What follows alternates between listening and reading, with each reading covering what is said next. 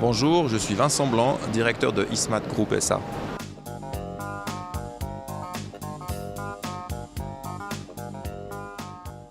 Dans les 6 défis que les entreprises vont vivre dans les prochaines années, essentiellement on trouve une des problématiques les plus lourdes en RH qui est la gestion de la relève, puisqu'on va vers une population vieillissante et que beaucoup d'organisations aujourd'hui, de ce que nous voyons, n'ont pas quantifié tout simplement le nombre de postes qu'il faudra changer.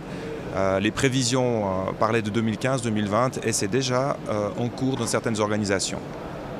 Deuxième défi, c'est un problème d'informatique. Aujourd'hui, au salon RH, on a GED, ERP, SIRH, CRM.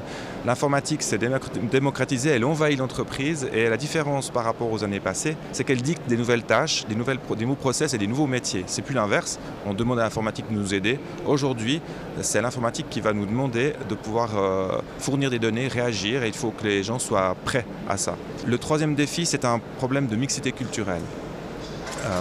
Découlant du premier problème de la relève, les entreprises vont recruter de plus en plus loin, à l'étranger, aux États-Unis, en Asie. Ces personnes doivent être intégrées, elles s'intègrent avec leur culture, leurs valeurs, et on constate plusieurs difficultés, des problèmes de culture dans les équipes, et il faut accepter d'être piloté par des managers étrangers, des problèmes de normes et valeurs qui changent. Quatrième défi, on a naturellement un souci de charge de travail. Dans les organisations aujourd'hui, on est inondé de travail et les organisations ne savent pas comment gérer cette charge. Ça provoque des effets collatéraux, des problèmes de santé, mais aussi des problèmes de motivation et des problèmes d'infidélité des employés qui préfèrent être engagés dans des organisations qui leur promettent des postes plus agréables. Cinquième défi, incontestablement, les organisations doivent apprendre à gérer la santé des collaborateurs au travail. On entend de plus en plus de gens qui importent leurs problèmes privés au lieu de travail.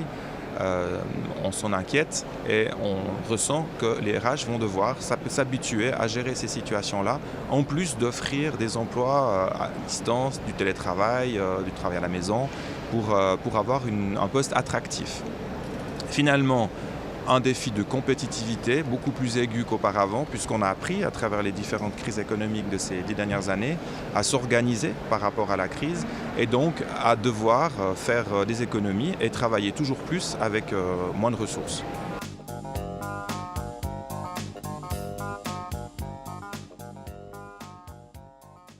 Dans les pistes que les dirigeants doivent adopter pour anticiper ces défis, clairement c'est une forme de réactivité, d'opportunités, être prêt à saisir des opportunités, autant pour des ressources, je pense à du personnel qui se présenterait, autant désinvestir sur des processus trop sévères, trop rigoureux, trop compliqués, qui vont contribuer à rigidifier l'organisation. Deuxième conseil qu'on peut donner, c'est en plus de cette vigilance, c'est de pouvoir être très souple sur l'organisation des équipes. On voit que, évidemment, conséquent à l'opportunité, à la réactivité, eh bien, il faut que les équipes soient suffisamment souples pour s'adapter, ce qui n'est pas gagné d'avance. Les gens, au contraire, privilégient des postes stables, réguliers. C'est difficile aujourd'hui, au vu de ce qui nous attend, d'être dans des équipes qui sont trop rigides. Il va falloir qu'elles bougent, qu'elles se décomposent, qu'elles travaillent en mode projet, qu'elles travaillent en mode transversal, qu'elles travaillent à l'extérieur. On le sent très clairement. Le troisième point très clair qu'il va falloir adopter, c'est un management beaucoup plus orienté sur les résultats, un peu moins sur les process, comme je le disais, tout en s'appuyant sur des indicateurs qui permettent d'être cohérents entre la vision que l'entreprise a, les missions qui découlent de cette vision dans les équipes, et donc naturellement travailler beaucoup plus aux résultats qu'auparavant, puisqu'on est dans une logique de compétitivité.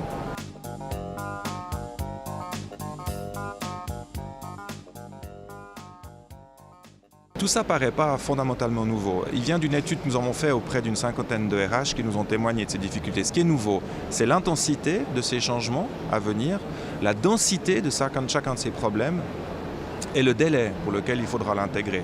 Si vous voulez, c'est le fruit des 20 dernières années qu'on va retrouver dans les 5 prochaines, avec néanmoins des bords beaucoup plus saillants.